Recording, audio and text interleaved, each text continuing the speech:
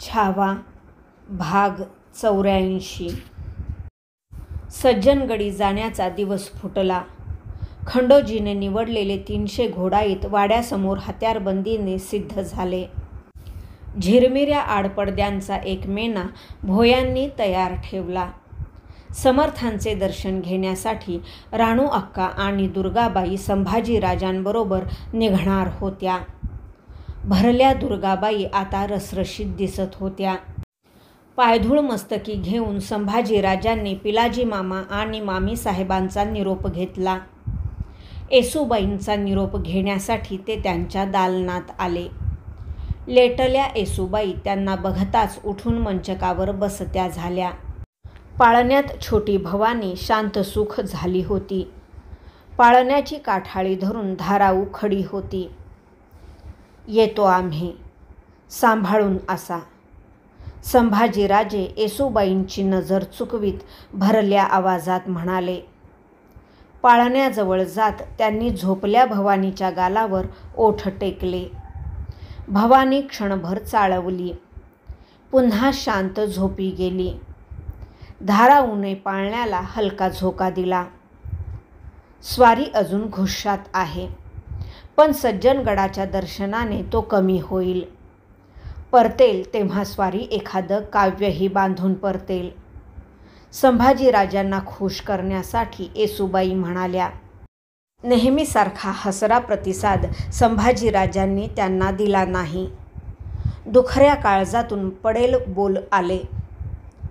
काव्य आता आम्हाला कायमचं पारखं झालं आहे. पळभर असह्य शांतता दालनात दाटून पडली. मग येसूबाई म्हणाल्या. स्वारी समर्थ दर्शनास जाते आहे. आमचाही दंडवत सांगावा समर्थांना. बुवांनी काही कठोर सांगितलं तरी त्याचा किंतु मनी धरू नये. आम्हाला विश्वास आहे, भावेश्वरीच्या कृपेनं सारं काही ठाकेठीक होईल. ते ऐकताना संभाजीराजे स्वतःशीच कसनुसे हसले. धाराऊला म्हणाले. येतो आम्ही आऊ, यांना जपा. येताना भवानीबाईंसाठी समर्थांच्या हातचा मंतरलेला गंडादोरा आणायचा आहे. विसरणं होईल नाही तर. येसूबाई पाळण्याकडे बघत कौतुकाने म्हणाल्या. बाळंतपणाचे वसबी तेज त्यांच्या चर्येवरून नुसते ओसंडत होते. मंचकाला तळहाताची टेकण देत त्या उठल्या. कोनाड्याजवळ गेल्या. एक लाकडी पेटी त्यांनी कोनाड्यातून उचलली. ती खोलून त्यातील कवड्यांची भरगच्च माळ बाहेर घेतली. संथपणे त्या संभाजीराजांच्या जवळ आल्या. हातची माळ ओंजळीने त्यांच्यासमोर धरीत म्हणाल्या. हा डाग फार मोलाचा. त्याखेरीज स्वारींची छाती भुंडी दिसते. हा डाग सांभाळण्याचा आमचा वकूब नाही. घ्यावा, आमच्या धाकल्या बाईंना जपावं. संभाजीराजे आपल्या सखीला निरखत राहिले. त्यांच्या ओंजळीतून उचलून त्यांनी ती भवानीमाला छातीवर चढविली. येसूबाईंनी पदरशेव हातात धरून आपल्या कुंकुबळाला 3 वेळा सौभाग्य नमस्कार केला. त्यांच्या हातीचे हिरवे चुडे खणखणले. येतो आम्ही. संभाजीराजे वळते झाले. तसे होताना त्यांच्या भुजेचा भवानीच्या पाळण्याला धक्का बसला. त्या तेवढ्या धक्क्यानेही भवानीबाईंची झोप उडाली. पाय झाडून त्यांनी सूर लावला. संभाजीराजे येसूबाई धाराऊ एकमेकांकडे बघतच राहिले. धाराऊने पुढे होत पाळण्यातील शंभूकन्या उचलली. थोपटून शांत केली. मागे न बघता संभाजीराजांनी दालन सोडले. सगळ्यांचा निरोप घेतलेल्या राणू अक्का व दुर्गाबाई वाड्यासमोरच्या मेण्यात चढल्या. संभाजीराजांनी एका सफेद घोड्यावर मांड जमविली. त्यांना निरोप देण्यासाठी पिलाजी, गणोजी, पंडित मेळा, खंडोजी, अंतोजी, रायाजी पुराच्या उत्तरवेशी पावेतो चालले. संभाजीराजांनी वाटेत लागणाऱ्या शिर्क्यांच्या कुलदेवतेचे भावेश्वरीचे पाय उतार होऊन दर्शन घेतले. उत्तरवेस आली. पिलाजींना खांदा भेट देताना संभाजीराजे म्हणाले, तुम्ही आहात, मागील चिंता नाही. बिनधोक असा भेट घेऊन परता, आम्ही वाट बघतोय. पिलाजी मायेने उत्तरले. सगळ्यांचा निरोप घेऊन संभाजीराजांनी शृंगारपूर सोडले. घोडे पथक मेण्याभोवतीकडे धरून कोयना घाटीच्या रुखाने संथ चालू लागले. सांज वेळ धरून सज्जनगड नजर टप्प्यात आला.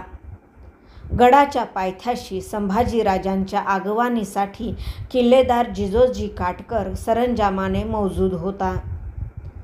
त्याने पुढे होत आगवानी केली. जिजोजीला पाठीशी घेत संभाजीराजे राणू अक्का दुर्गाबाईंसह समर्थांच्या सज्जनगडाच्या पायऱ्या चढू लागले. प्रत्येक पायरी मागे टाकताना त्यांच्या मनाची एक गत लागली. फार दिवसांपूर्वी शिवथर घळीत समर्थांची भेट झाली होती. तो दिवस त्यांना आठवला. समर्थांची दाढीधारीत सतेजचर्या डोळ्यांसामने खडी ठाकली. तासाच्या टोलांसारखी त्यांची बोली कानात घुमू लागली. आम्ही बैरागी, तुमच्या राज्याभिषेकास देण्याजोगी भेट आमच्याजवळ नाही. आम्हाला प्राणप्रिय असलेला हा कोदंड आम्ही तुम्हाला देतो आहोत. त्या समयी समर्थ आबासाहेबांना भारल्या बोलीत बोलले होते. थोरल्या आऊ पाचाडात ज्या रात्री आम्हास सोडून गेल्या त्या रात्री त्यांनी शेवटची इच्छा आबासाहेबांना सांगितली. समर्थांचा बोध ऐकावा वाटतो. समयीच्या उजेडात केशवपंडितांनी जात्या थोरल्या आऊंना बोध ऐकविला. जीव जीवात घालावा, आत्मा आत्म्यात मिसळावा. राह राहो परांतरीचा, गेले बहुता बळांचे बळवंत राजे, बहुता कुळांचे कुळवंत राजे. सरली शब्दांची खटपट, आला ग्रंथाचा शेवट. थोरल्या मासाहेब गेल्या, उरल्या फक्त आठवणी. संभाजीराजे गडावर आले. ते आल्याची खबर मठभर पसरली. मठाच्या प्रवेशद्वारात मोजड्या उतरून संभाजीराजांनी पायांवर पाणी घेतले. राणू अक्का दुर्गाबाई यांच्या सोबतीने समर्थ शिष्यांनी भरलेल्या मंडपातून जात हनुमान मूर्तीचे दर्शन घेतले. जवळच उभ्या असलेल्या समर्थ शिष्य कल्याण स्वामींच्या पायांवर मस्तक ठेवीत ते म्हणाले, स्वामींची कृपा असावी. जय जय रघुवीर समर्थ म्हणत कल्याण स्वामींनी झुकते होत युवराजांना खांदे धरून उठते केले. राणू अक्का दुर्गाबाई यांनी कल्याण स्वामींना भरल्या पदरांच्या ओंजळीने नमस्कार घातले. युवराज, आम्ही तीर्थप्रसाद घेऊन येतो आहोत. तोवर तुम्ही मठ ओवरीत विश्राम घ्या, कल्याण स्वामी ममतेने म्हणाले. संभाजीराजे जी म्हणाले आणि ओवरीच्या रुखाने चालू लागले. मंडपातील समर्थ शिष्य डोळा भरून युवराजांना निरखू लागले. ओवरीत अंथरलेल्या बिछायतीवर युवराजांनी बैठक घेतली. राणू अक्का व दुर्गाबाई समर्थ शिष्यिनींच्या सोबत माझघरात गेल्या. थोड्या वेळाने हाती ओल्या डाळीच्या प्रसादाचा द्रोण व तीर्थाची झारी घेऊन कल्याण स्वामी ओवरीवर आले. हसत मुखाने युवराजांना म्हणाले, घ्या श्रींचा प्रसाद. क्षणभर रेंगाळत संभाजीराजे त्यांना म्हणाले, प्रथम समर्थ दर्शन करू आणि मग.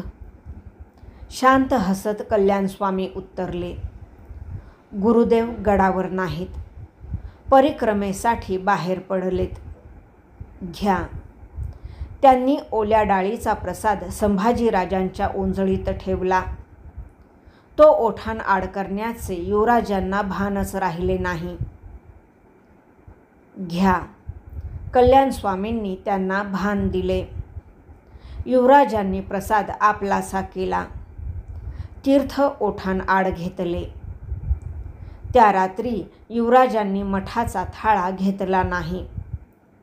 जागा पालटल्याने असेल, पण त्यांना दिलेल्या कोठीत मंचकावर ते एकसारखे कूस पालटत तळमळत होते. भाग 84 समाप्त.